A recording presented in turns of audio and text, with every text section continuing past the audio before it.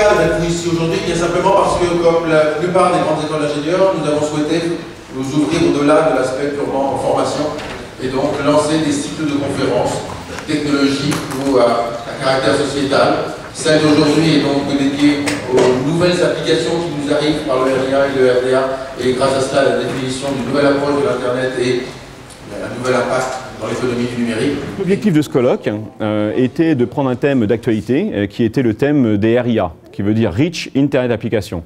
Les RIA, en quelques mots, ça permet de développer des applications beaucoup plus simples, beaucoup plus intuitives, beaucoup plus ergonomiques, qui facilitent l'expérience utilisateur.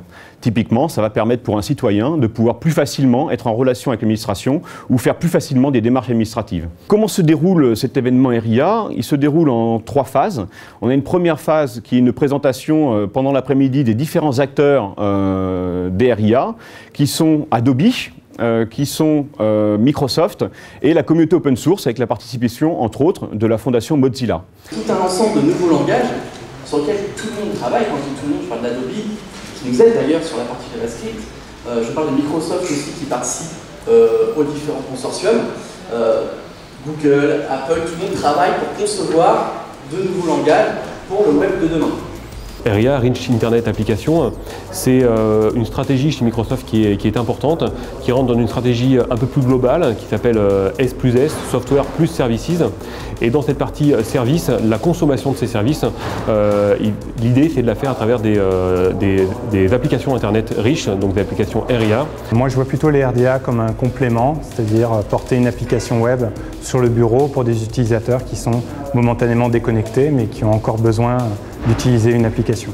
Ensuite, il y aura une courte pause qui permettra aux différentes personnes qui assistent aux conférences d'aller regarder les différents projets comme celui-ci.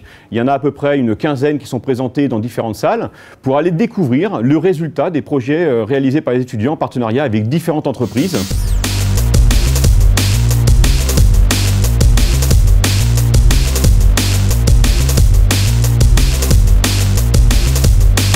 Et enfin, le clou du spectacle, on peut dire, se terminera par une table ronde qui sera animée. Nous avons la chance d'avoir ce soir David Abiker de France Info qui animera cette table ronde sur un thème encore plus d'actualité qui est le RIA pour la modernisation de l'État. Aujourd'hui, qu'est-ce qui a changé? Vous pouvez déclarer vos impôts en ligne. Vous pouvez, dans votre mairie, qui est le lieu de la relation quotidienne du citoyen, demander un acte d'état civil. Et puis globalement, c'est à peu près tout. Pourquoi? Parce que l'administration, qui est énorme en France, qui est très cloisonnée, les informations ne se communiquent pas entre les différentes administrations, il y en a des centaines et des centaines.